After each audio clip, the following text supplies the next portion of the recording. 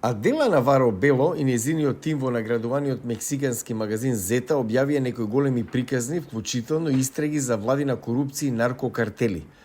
Но деновиве тие се малтретирани поради нивната работа. Me he enfrentado, eso sí, y en los últimos años. Се соочив со родово базирано насилство во последниве години, особено од владите.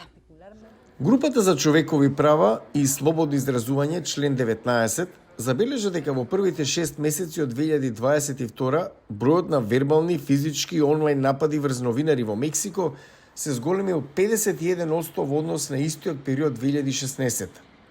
Многумина од нападите доаѓа од национални или државни функционери, жените беа некои од главните мети на напади. Actos de intimidación, amenazas. Има многу акти на заплашување, закани, кампањи за оцрнување, кои исто така имаат особено силно влијание врз жените.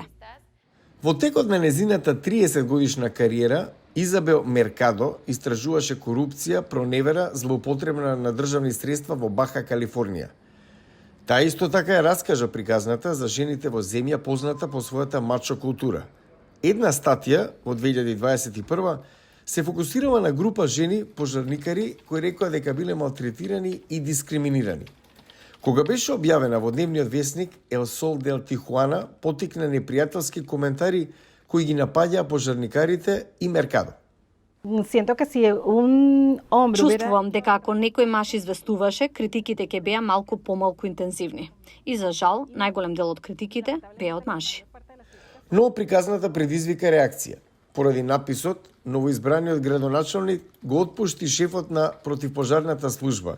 Нареди промени за да се осигури дека жените пожарникарки имаат повеќе можности.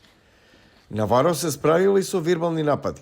Кога Зета покриваше наводи за незаконски деловни сделки во Баха Калифорнија, тогашниот генерален секретар на државата, Амадор Родригес Лозано, лично го критикуваше новинарот.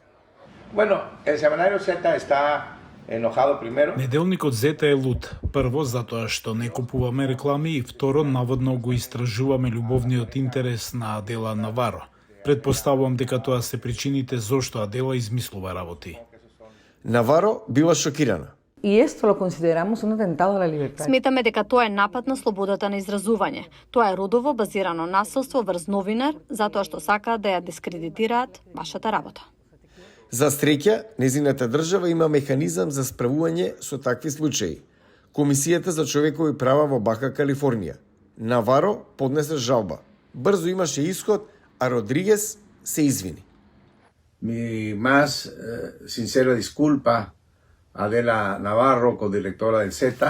Новинарките од Мексико извојуваа уште една мала победа.